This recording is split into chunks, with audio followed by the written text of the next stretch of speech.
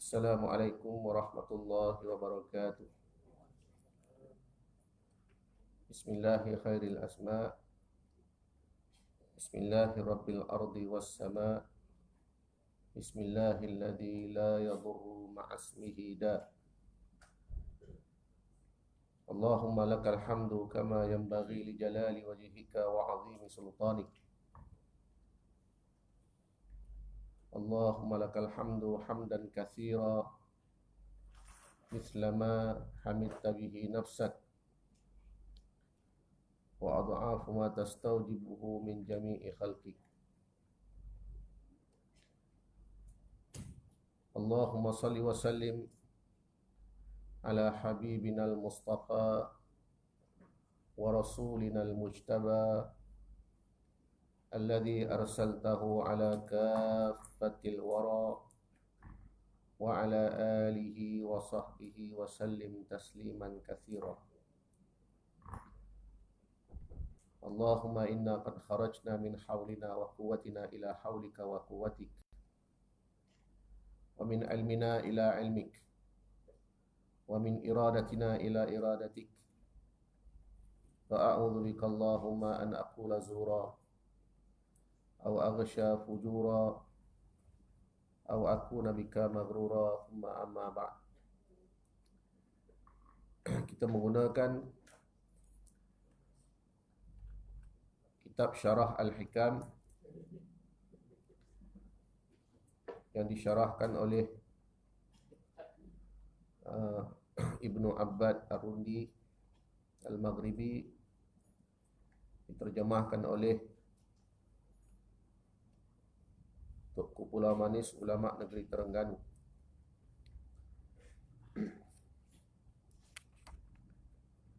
Kita masih lagi membicarakan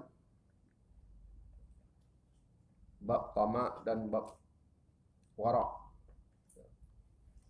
Dan bab ini diuraikan begitu panjang daripada satu hikam yang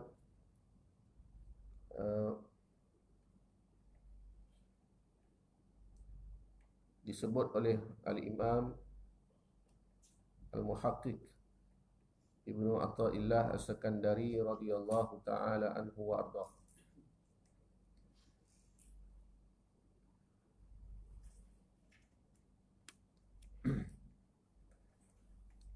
Tuan-tuan yang dirahmati oleh Allah Subhanahu wa taala,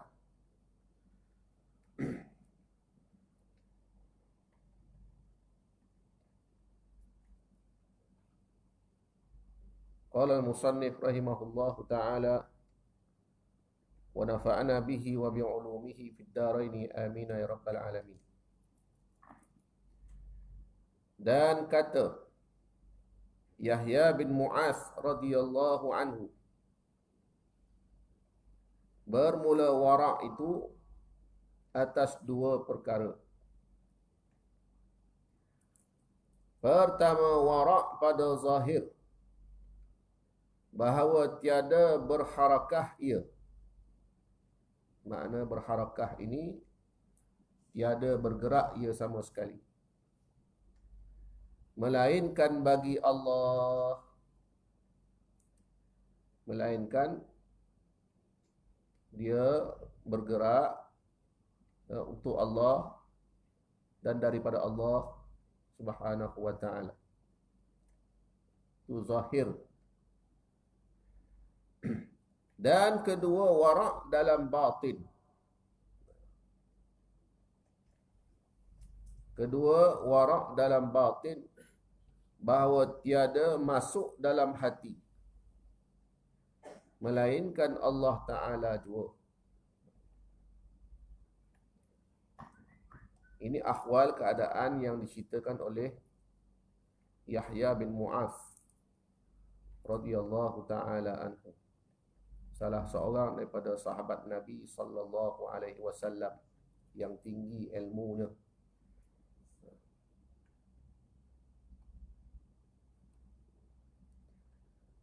Dan kata Abu Muhammad Abdul Aziz Al-Mahdawi radhiyallahu anhu, bahawasanya katanya ketahui olehmu bahawa wara' itu tiada ada tenteram,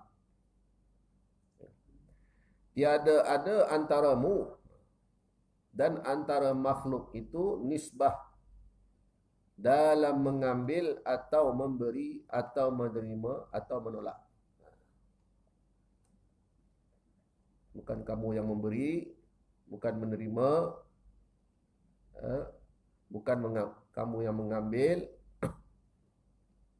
ataupun menolak. Dan adalah mendahulukan bagi Allah Ta'ala, iaitu yang mendatangkan kepadanya suci daripada sekalian sesuatu dan ilmu dan amal. Itu kata seorang lagi tokoh. Maknanya apa? Tiada ada antaramu dan antara makhluk itu nisbah.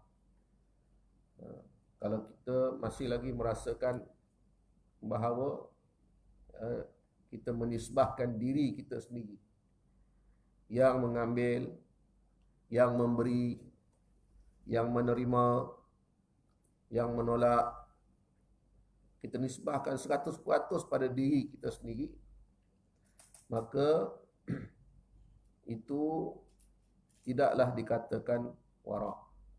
Tetapi semuanya dinisbahkan kepada Allah Subhanahu wa Ta'ala. Jadi inilah dikatakan akhlak Allah Subhanahu wa Ta'ala yang terbit pada seorang hamba yang dikurniakan wara'. Jadi wara' itu ternyatalah ianya bukanlah tasannu' ataupun perkara yang dibuat-buat ataupun perkara yang semula jadi, tetapi ianya adalah anugerah yang besar daripada Allah Subhanahu wa Ta'ala.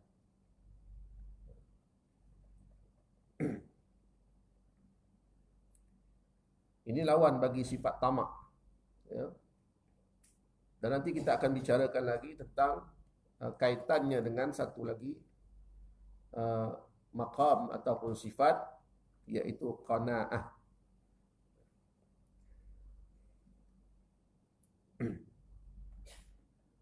Dan antaranya nisbah tiada di dalam menghasilkan, bukan dia yang menghasilkan apa-apa pun, dan tiada kepada mubasyarah, menyaksikan secara langsung, kerana bahawasanya tiada ada ketahui adakah memakan dia atau tiada.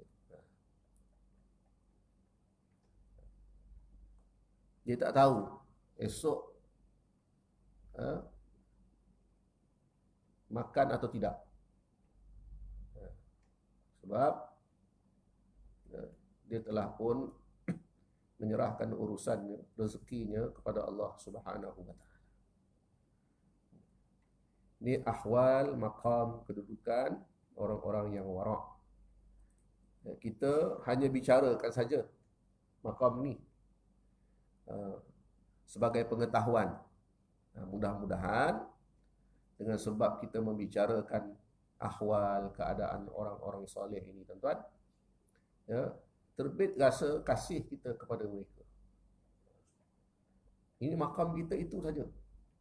Kita nak sampai kedudukan wara' ini, tuan-tuan, cukup tinggi di sisi Allah Subhanahu wa Ta'ala. Tak tercapai kita.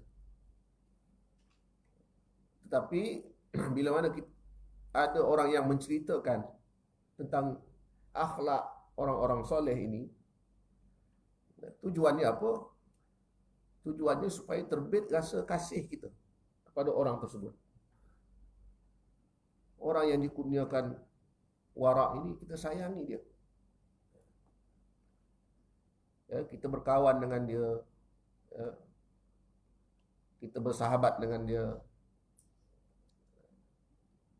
Kerana dengan cara begitu sajalah wara' itu akan pindah pada kita. Bukan dengan cara kita ibadah semata-mata, tidak. Bahkan kadang-kadang ibadah kita pun menjadikan kita ni riak dan juga jadi penat. Kalau kita berharap kepada ibadah semata-mata, tuan-tuan, solat sunat kita, solat wajib tak ada masalah, tak penat. Kalau nak kira semua solat sunat nak kita kerjakan, penat. Lenguh lutut kita ni. Sebab itulah para ulama dalam madrasah Asyadzuliyah ini memberikan alternatif, iaitu menggalakkan supaya kita mendatangi orang-orang soleh. Ataupun kalau kita tak boleh datangi mereka, kita baca sifat-sifat mereka yang ditulis oleh para ulama. Tak boleh ziarah orang soleh, tak jumpa. Semuanya orang yang ada muslihat. Jadi kita pun tak yakin di manakah orang soleh dalam kampung ni. Jadi kita mencari sifat-sifat mereka, dan semada melalui bacaan ataupun melalui riwayat-riwayat daripada orang yang datang kepada kita. Cerita-cerita orang, kadang-kadang orang sembang dengan kita tak panjang, jadi kita sikit-sikit aja. Tapi kalau kita dapat baca, lebih banyak lagi kita tahu. Jadi bila kita tahu, maka terbit rasa kasih tadi. Kerana hidup mereka, inilah orang yang dimerdekakan oleh Allah SWT. Pada asalnya, kedudukan dia hamba. Hamba kepada nafsunya, hamba kepada hartanya, hamba kepada makhluk yang lain. Tetapi Allah Ta'ala telah pilih mereka tidak lagi menjadi hamba kepada nafsunya, kepada dirinya sendiri pun dia hamba kepada dirinya sendiri. Dia tunduk pada diri dia sendiri. Jadi keluarkan, Allah Ta'ala keluarkan dia supaya dia jadi hamba betul-betul kepada Allah Subhanahu wa ta'ala. Walaupun zahirnya nampak dia seperti memperhambakan pada makhluk, tapi Allah tahu dia ini adalah hamba pada Allah Ta'ala.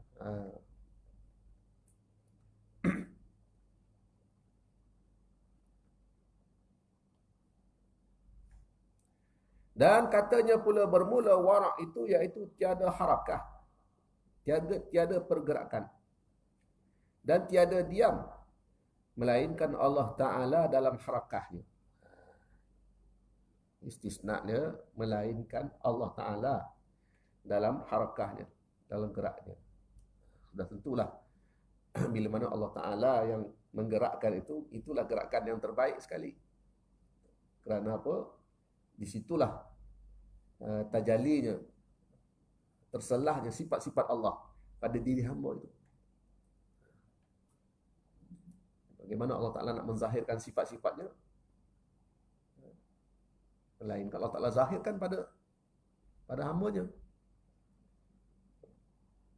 Kerana Allah Ta'ala itu namanya Zahir. Tinggal lagi kita, orang Melayu tak ambil nama Zahir ni. Abdul Zahir ada, Abdul Wahab ada, Abdul Rahim, Abdul Rahman.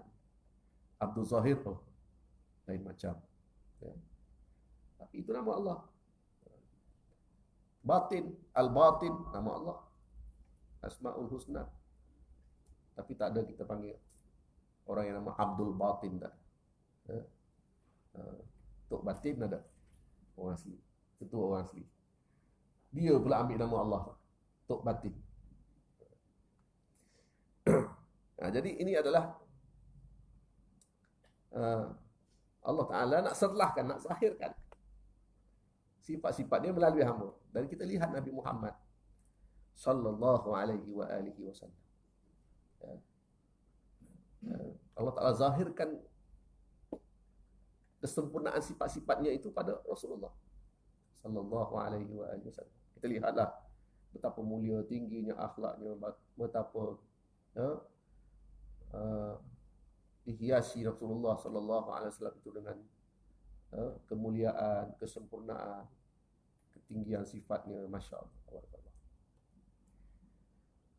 Dan bahkan sifat yang ada pada Nabi sallallahu alaihi wasallam tu pun, ya, sifat siddiq, amanah, tabligh, fatanah, itu Allah punya. Itu sifat yang ada pada Allah juga. Siddiq Allah juga. Bila kita habis baca Quran, kita baca Sadaqallahul Azim. Allah yang siddiq. Amanah. Allah yang paling amanah sekali. Tabligh, Allah yang menyampaikan. Allah jujur, amanah. Allah. Tabligh, Allah menyampaikan. Allah tidak sembunyikan. Ya. Ada yang Allah sembunyikan, ada yang Allah sampaikan. Ya. Sesuatu kepada hambanya. Fatanah, bijaksana, itu Allah. Yang bijaksana itu Allah. Bagaimana ciptaan Allah yang bermacam-macam ni. Kita lihat muka kita sendiri pula. Tak ada yang sama. Melainkan kembar. Itu pun dua je. 10 orang sama mustahil. Takkan jumpa 10 orang kembar. Sama rupa, sama tinggi, sama kulit. Tak jumpa. Bijaknya Allah SWT mereka cipta. Jadi fatanah. Kenapa sifat-sifat itu ada pada Rasulullah sallallahu alaihi wasallam? Sedangkan ianya asalnya adalah sifat Allah. Ini menunjukkan Allah tu zahir. Ya, Allah tu bukannya gaib, tak nampak, hilang tak ke mana. Tidak. Allah itu zahir. Tinggal lagi kita tidak melihat dengan mata yang betul. Ya. Sebab itulah guru saya dikata, diriwayatkan Al-Imam Ali Zainal Abidin, ya, cicit Rasulullah sallallahu alaihi wasallam. Ya. Imam Ali Zainal Abidin ni kata manusia ni ada 4 mata. Ada 4 mata. 2 mata yang zahir, 2 mata yang batin. 2 mata yang zahir, inilah yang kita dapat lihat. 2 mata yang batin lagi ada. 1 mata untuk roh. Dan 1 lagi adalah mata basirah. Mata hati. Basirah. Mata untuk roh 1, mata untuk basirah. Ataupun dinisbahkan sebagai mata hati. Ini 4 mata kita ada. Jadi kita 4 ni boleh melihat sebenarnya. Tinggal lagi kadang-kadang ia terhijab, kadang-kadang terbuka, kadang-kadang terhijab.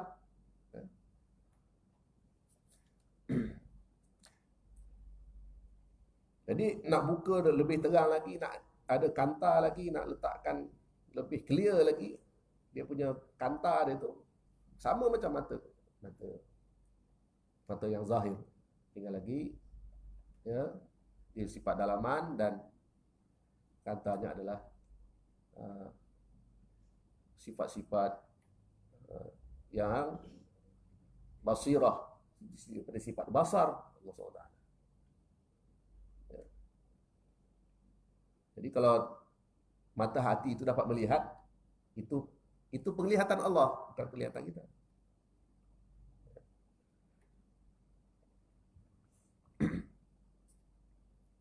Penglihatan kita hanyalah pada mata roh dan mata jasad tadi. Baik.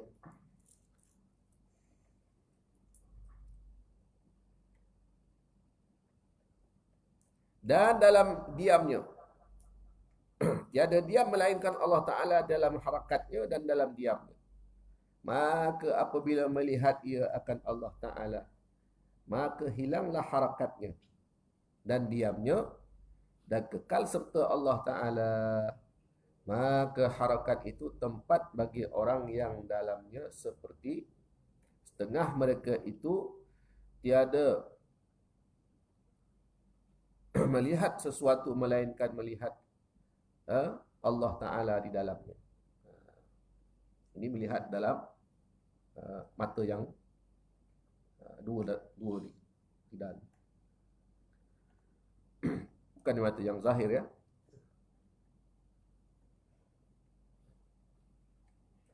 Maka apabila ia lihat akan Allah Ta'ala, maka hilanglah sesuatu.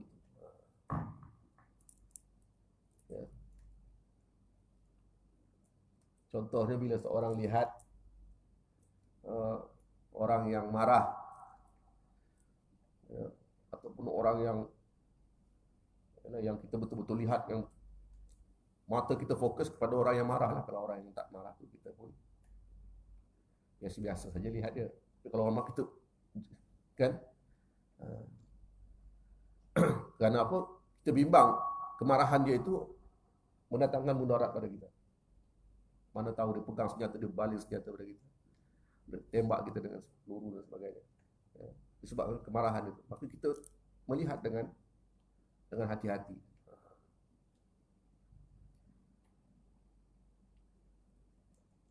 Jadi kalau kita hanya hanya melihat dengan zahir saja, tanpa kita melihat dengan mata yang batin itu tadi, yang lebih bercahaya lagi, ya, maka kita tidak akan, orang yang marah pun kita lihat, ini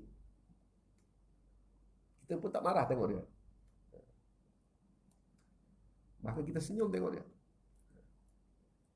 Isteri marah kita senyum, suami marah kita pun senyum, ya, sebab kita melihat dengan empat mata, ya.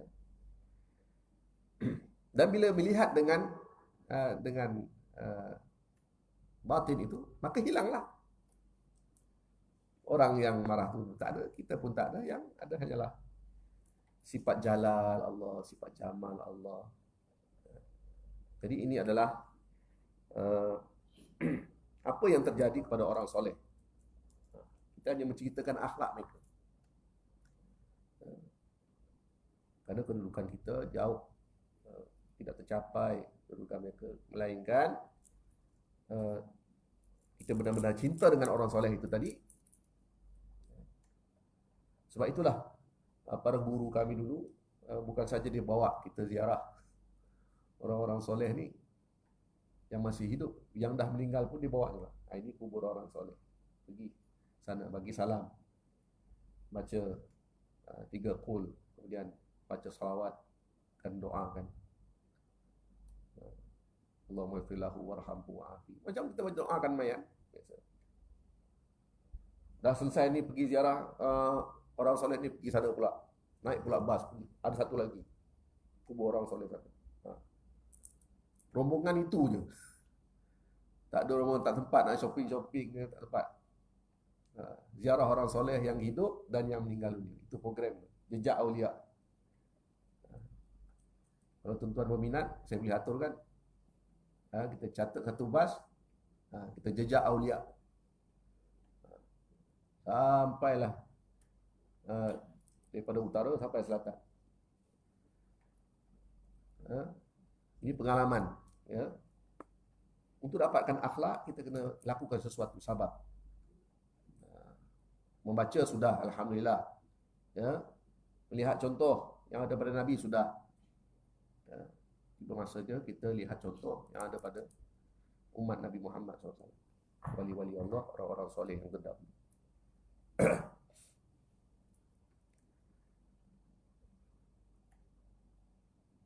Jadi hilang.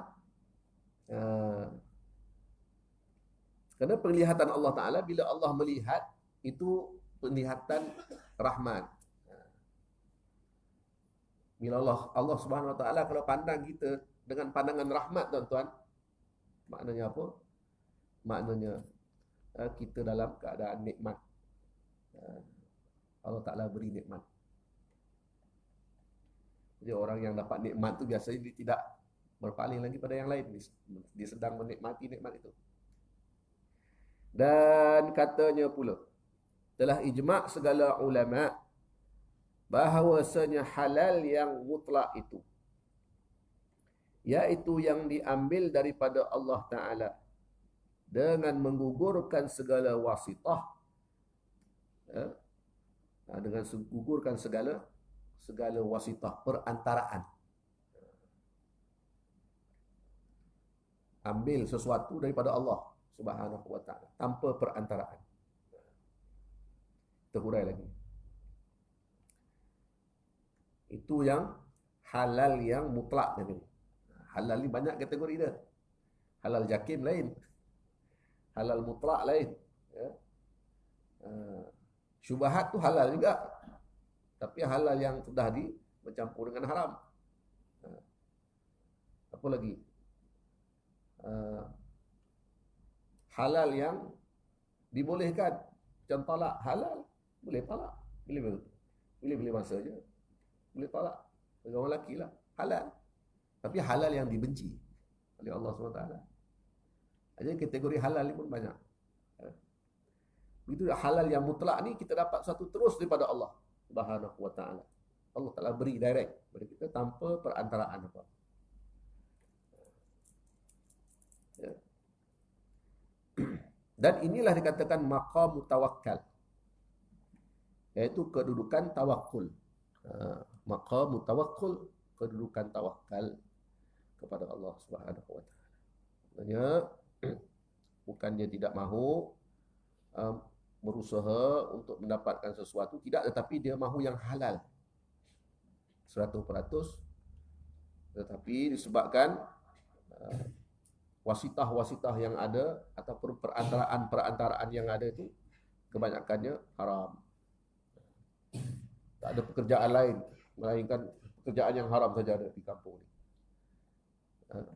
Maka lebih baiklah kita tawakal daripada orang warak dia tak kerja. Dia sanggup tawakal. Hidup-hiduplah, mati-matilah daripada makan yang haram. Jadi itu antaranya sifat yang ada pada ahlul warak tadi. Karena inilah kata setengah mereka itu bermula halal itu, iaitu yang tiada melupakan Allah Ta'ala dalamnya hingga lain daripada ini, daripada segala ibarat yang telah diibaratkan dalam makna ini.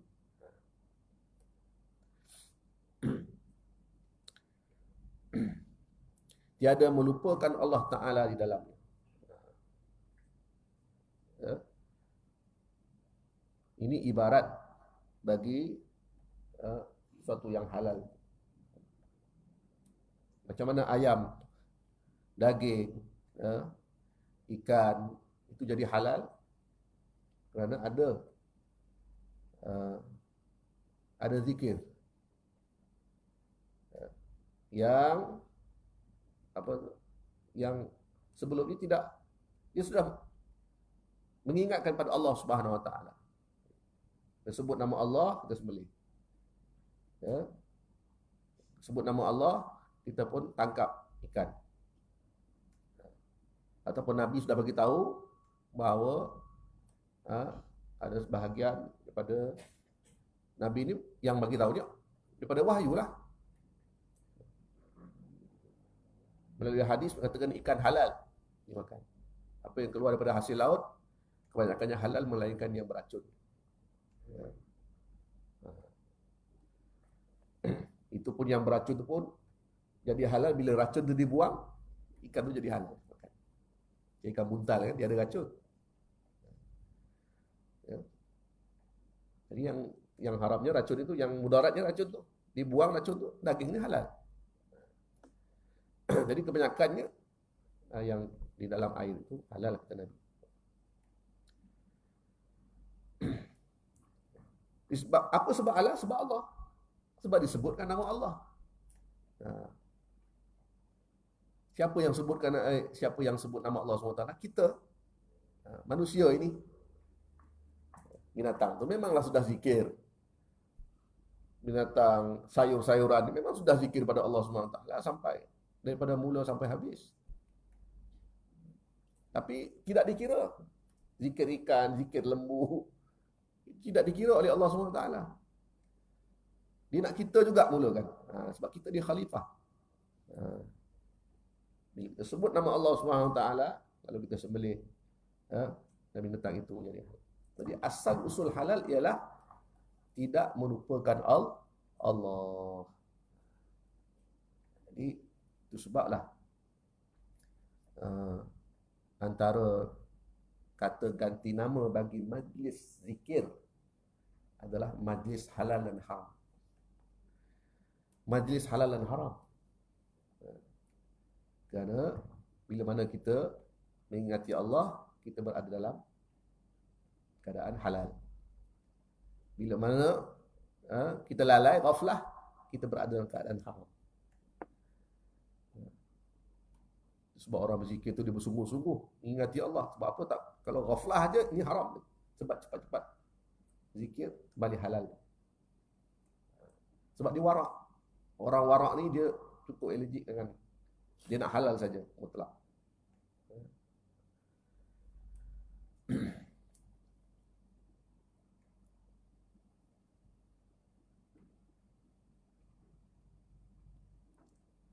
Yang lain itu sebagai ibarat. Ya. Rasulullah SAW tunjuk cara itu semua ibarat daripada apa? Daripada supaya tidak melupakan Allah. Sebablah kalau kita buka kitab kitab Al-Azkar Imam Nawawi, banyak semua doa-doa daripada Nabi SAW. Ya. Berapa banyak Nabi SAW berdoa menyebut nama Allah dalam setiap tindak tanduk dia. Itu apa? Inilah ibarat-ibarat untuk tidak melupakan Allah Subhanahu Wa Taala. Ibarat yang Nabi itu tidak melupakan Allah Subhanahu Wa Taala.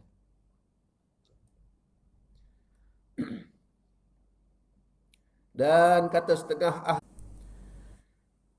setengah ahlu taifah, bermula sekalian hamba itu memakan mereka itu kepada segala rezeki mereka itu. Maka berlain-lainan di dalam pandang mereka itu. Makan sama makan, tapi cara pandang lain. Maka setengah daripada mereka itu yang memakan rezekinya dengan kehinaan. Dengan menghina dirinya baru dia dapat rezeki. Ya. Minta sedekah contohnya. Rezeki itu. Tapi dia kena menghina diri dulu. Ceritakan kesusahan dia, ceritakan musibah, ceritakan berbagai-bagai balak bencana yang jadi orang sifati, jadilah. Jadi menghinakan diri dia. Seolah-olah musibah itu menyebabkan dia susah. Nah, ini makan rezeki secara hina. Dan setengah daripada mereka itu yang memakan rezekinya dengan menuntut-nuntut, dengan meminta-minta.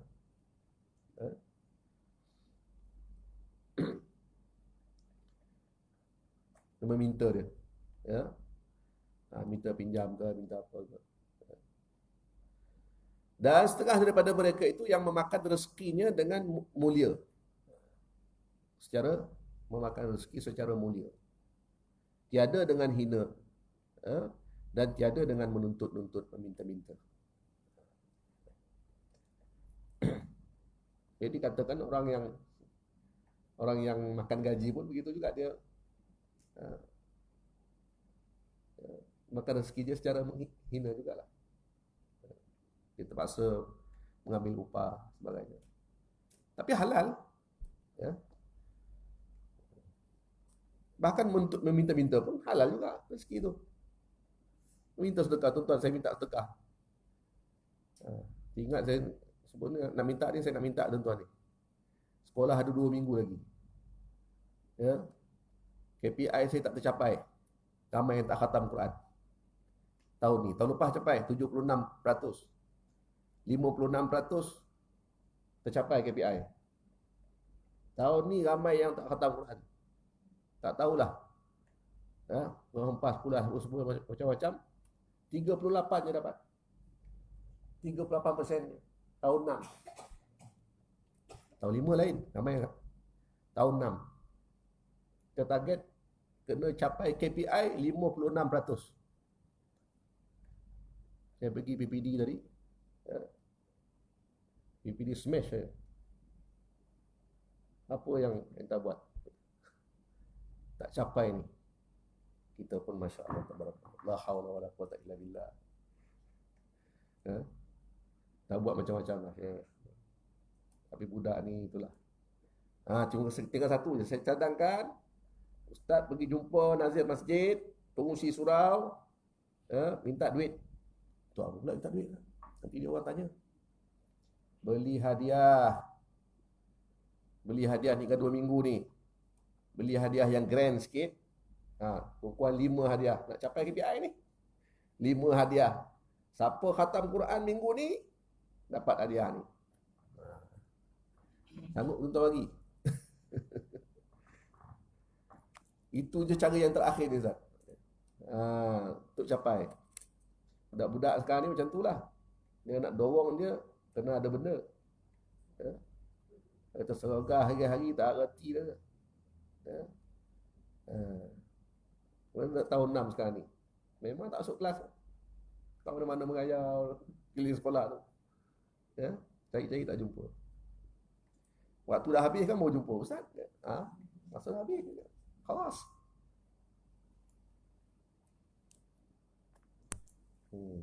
Macam-macam jadi kalau tuan-tuan ada duit lebih tu bagi saya tuan-tuan. Saya nak beli hadiah ni. Untuk budak-budak ni. Dia semangat sikit. Dah lah budak-budak yang khatam Quran ni memang dah tak ada memang tak dapat anugerah pelajar terbaik pun tak dapat lah. Kan?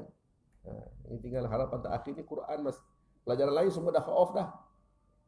Tapi Quran masih jalan lagi. Sampai habis waktu sekolah.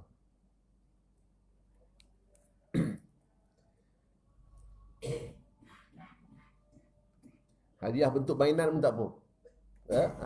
Untuk bagi kalakan. Tambah lagi main. Kalau dia dah lah khatam Quran, kita bagi hadiah Quran lah. Lagi tak semangat dia.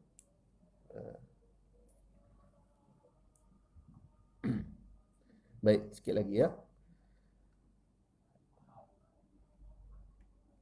Itu waktu mana tu? Betul waktu Malaysia? Ingatkan waktu Mekah tadi.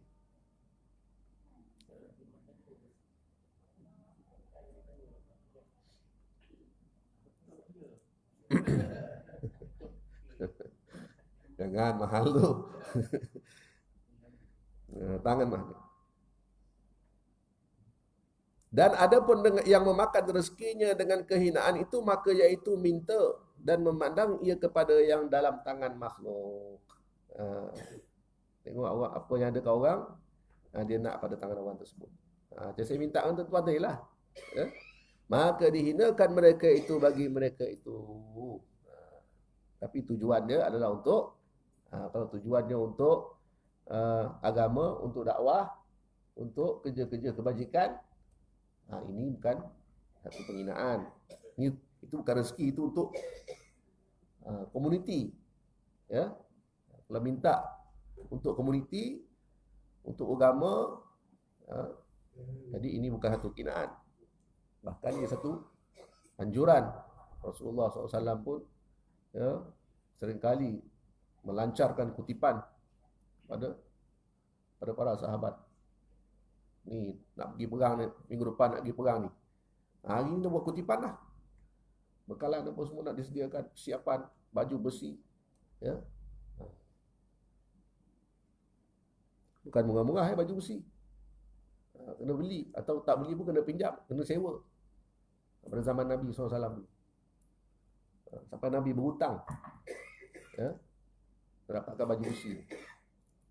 Untuk dibawa dalam medan peperangan.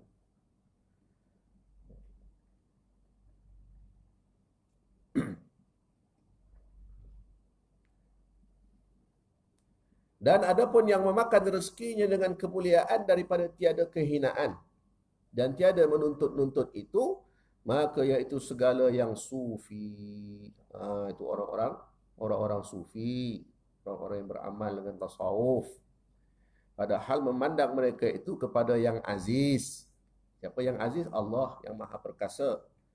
Maka diambil mereka itu, bahagian mereka itu daripada kudratnya, dan fudulnya dengan kemuliaan. Ya,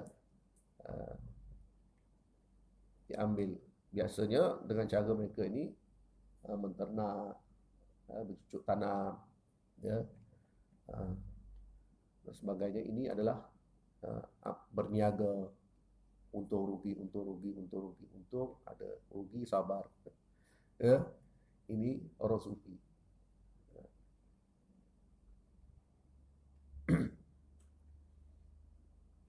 Jadi kalau orang yang riba itu ambil daripada makhluk tu, bukan ambil daripada Allah. Itu sebab yang diharamkan riba itu. Ya. Jadi kalau berniaga itu bukan ambil daripada makhluk, itu ambil daripada Allah. Kerana orang yang membeli itu orang yang memerlukan, dan dia mesti membeli. Ya. Jadi orang yang makan riba, terlibat dengan riba itu, dia tidak ambil rezeki daripada Allah.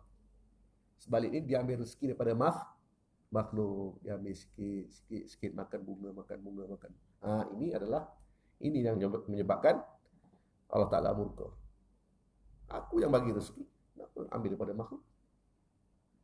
Jadi sebab Allah Ta'ala haramkan.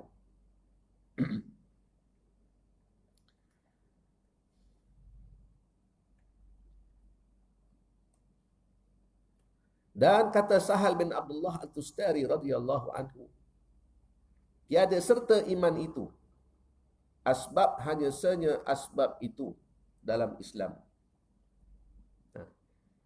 Tiada serta iman itu asbab. Kepercayaan kita kepada Allah Subhanahu Wa Taala itu sepatutnya tidak perlu sebab lagi lah. Mula-mula tu memang sebab, tapi hari ini ya, iman kita pada Allah tak perlu sebab. Kita terus saja iman. Hanya saja asbab itu dalam Islam. Kecuali atas sebab-sebab Islam. Sebab kita Islam dah memang kita dapat iman. Tak perlu sebab lain lagi. Bukan sebab harta kita baru dapat iman. Sebab Islam saja sudah dapat iman. Itu boleh jadi dapat iman. Boleh jadi, belum lagi. Ya. Kalau nak harapkan majlis ilmu, orang menuntut ilmu, belum tentu mereka dapat Islam, dapat iman. Makan ilmu itu jadi hijab bagi dia. Dia sibuk. Ni kenyataan ni hari akhirat ada ke tak ada? Oh, cari dalil. Ada bukti? Ada. Dalil 1, dalil 2, dalil 3. Barulah percaya. Dalil ini adalah hijab juga. Ya. Sebab kalau tak ada dalil, kita tak percaya yang ni. Jadi kita berharap juga pada dalil. Ini orang yang berilmu, mereka bukan lagi berdasarkan dalil. Mereka sudah makrifah, ya, pengetahuan yang tuntas, tidak lagi bergantung pada dalil. Dalil itu adalah petunjuk saja yang membenarkan sesuatu ilmu. Dan kata Syekh Abu Talib Al-Makki radhiyallahu anhu, adalah maknanya itu tiada dalam hakikat iman itu melihat asbab dan sukun kepadanya. Ada call ke?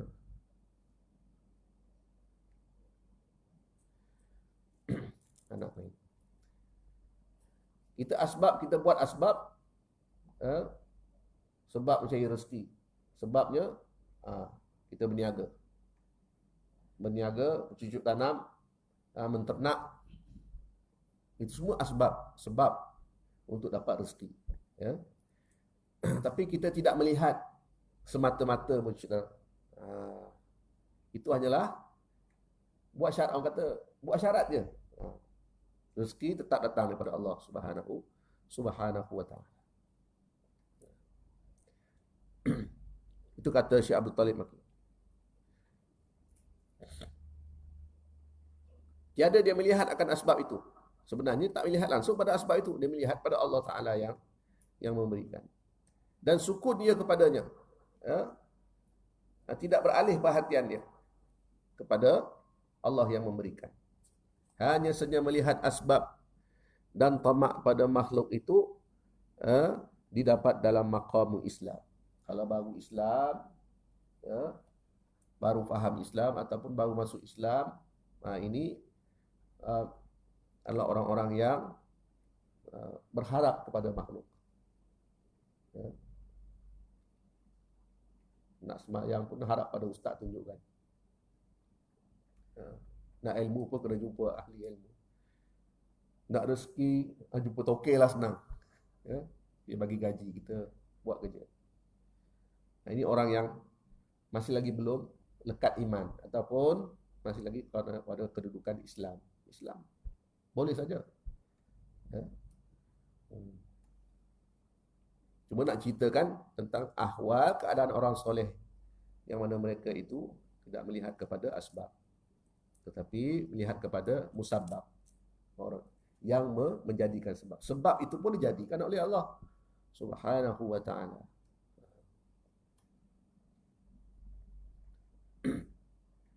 Baik. Dan akhir sekali,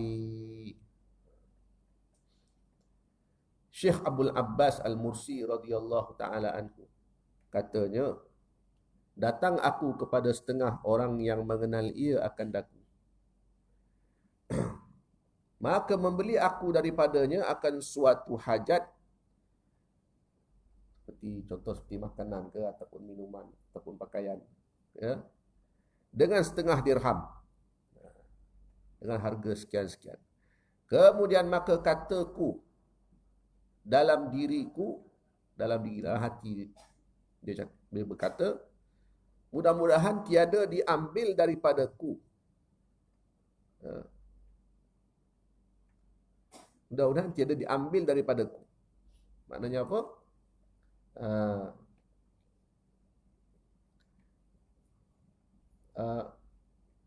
Dia dah beli, dapat barang tu, dalam diri, ini bukan aku yang ambil, ini Allah yang bagi.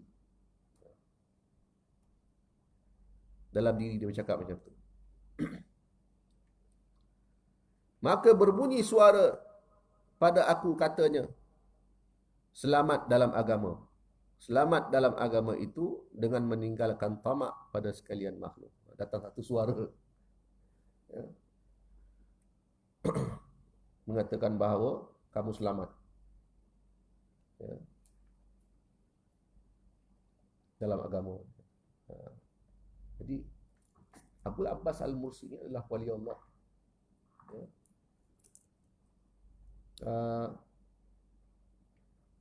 Wali Allah ini macam Nabi dikurniakan wahyu oleh Allah Subhanahu wa taala. Ya. Akan tapi wali Allah ni dikurniakan wahyu juga, tapi dia bukan panggil wahyu. Dipanggil, ulama sufi telah menukar istilah wahyu itu kepada mukasyafah. Mukasyafah. Walaupun dalam Quran disebut bahawa Allah Ta'ala turunkan wahyu pada wali. Allah Ta'ala turun wahyu pada Maryam. Ya. Disebut dalam Quran. Allah Ta'ala turunkan wahyu pada lebah. Turun wahyu juga pada Nabi. Ya. Yuha ilayya. Turun wahyu kepada selain pada Nabi pun Allah Ta'ala kata turun wahyu. Untuk mengelakkan ulama tafsir, mengelakkan kekeliruan, wahyu ni untuk Nabi je, untuk orang lain. Dalam Quran sebut untuk Nabi pun dapat wahyu, orang yang bukan Nabi pun dapat wahyu. Sayyidatina Maryam bukannya Nabi, dia wali Allah, tapi kenapa Allah Ta'ala sebut dia dapat wahyu? Jadi ulama sebut ini bukan wahyu macam wahyu kepada Nabi, ini adalah mukasyafah. Ya, itu kena faham. Itu kalau kita baca Quran, baca pengertian dia, kalau tak dijelaskan, kita keliru. Tapi wali-wali Allah ini, ya, mereka hidup sepanjang zaman, ya, hanya Allah yang tahu siapakah mereka, dan mereka ini mendapat mukasyafah. Seperti wahyu juga. Itu kadang-kadang mereka dengar suara, ada suara gaib, ya, dalam bentuk nasihat. Bukannya dalam bentuk tidak, ya, dalam bentuk nasihat, petunjuk. Ya, ini mukasyafah dia. Tapi kalau dia baca mantra puja-puja yang bukan nama-nama jin, dengar suara juga. Itu bukan mukasyafah, bukan wahyu. Ya, tapi itu adalah fitnah. Fitnah daripada jin. Baik, itu antaranya betapa para ahlillah itu, para auliaillah salihin itu sangat berhati-hati dalam apa yang sampai pada diri dia, dalam bentuk makanan, pakaian, minuman, keperluan. Ya. Dia akan cari manakah puncanya, dan nak mencari itu memanglah susah. Ya. Sebaliknya mereka tawakul kepada Allah Subhanahu wa taala dengan cara memperbanyakkan zikrullah. Bila hati mereka hidup dengan zikrullah, hadir mereka dalam majlis zikir, dapat istiqamah dengan zikrullah setiap hari, maka dengan cara macam itulah Allah Ta'ala pelihara diri dia dengan akhlak, dengan warak. Kalau kita nak kaji daripada mana datangnya asal usul duit kita, apa semua, tuan-tuan, la ilaha illallah. Tak cukup tidur kita. Tak cukup tidur. Mana datang baju duit. Ni dapat baju ni, duit datang daripada mana? Gaji. Gaji tu ambil daripada mana? Oh, ambil daripada saham. Saham ambil daripada mana? Saham. Labur saham mana? Saham labur dekat ni, genting. Genting. Sudah, kan? Kita dah pakai tadi. Dah pakai dah. Letih kita, tuan-tuan. Tak tidur kita. Kalau betul-betul lah kita nak ikut halal haram ni. Itu sebablah kita cara orang soleh mereka ni memperbanyakkan zikrullah. Dengan sendirinya dapat petunjuk inayah daripada Allah Subhanahu wa taala. Benda-benda yang syubhah ni dengan sendirinya akan dielakkan oleh Allah Subhanahu wa taala daripada kita. Jadi itulah sebanyak yang dapat kita bicarakan. Mudah-mudahan dapat beri panduan, dan minta doa kepada tuan-tuan supaya satu lagi program saya pada 30 hari bulan nanti, malam 1 juta selawat. Ya, malam 1 juta selawat di Sungai Besi berjalan lancar dan mencapai objektifnya. Orang sinilah, saya yakin orang sinilah yang doanya banyak makbul ni. Ya? Saya tak minta, tempat lain saya tak minta doa dah. Tempat lain saya minta duit. Nak buat banner, nak beli hadiah, nak beli apa, pengangkutan, nak order penceramah lagi sebagainya. Tempat lain saya minta duit. Tempat sini saya minta doa. Ya, supaya malam 1 juta selawat nanti berjalan lancar dan mencapai objektifnya, dan dapat memberikan membangkitkan semangat kepada umat Nabi Muhammad sallallahu alaihi wasallam ni supaya beramal soleh dan mencintai Nabi sallallahu alaihi wasallam. Moto dakwah saya mudah saja. Ya. Kami di Majlis Taklim Darul Hasani berpegang kepada satu moto, iaitu aqrabut turuq ilal wusul libasut taqwa wa hubbir rasul. Sehampir-hampir jalan untuk sampai ke hadrat Allah Subhanahu wa taala, libasut taqwa, berpakailah dengan pakaian takwa, wa hubbir rasul, dan mencintai Rasulullah sallallahu alaihi wasallam. Wallahu alam, wabillahi taufik. Wassalamualaikum warahmatullahi wabarakatuh. Subhanakallahumma bihamdik asyhadu an la ilaha illa anta astaghfiruka wa atubu ilaik. Wa dhalamtu nafsi wa faghfir fa innahu la yaghfiru dzunuba illa anta. Bismillahirrahmanirrahim. Wal 'asr. Innal insana lafi khusr illa alladziina aamanu wa 'amilus shalihaat wa tawassaw bil haqq wa tawassaw bis sabr. Shadaqallahul 'azim wa billahi taufiq. Assalamualaikum warahmatullahi wabarakatuh.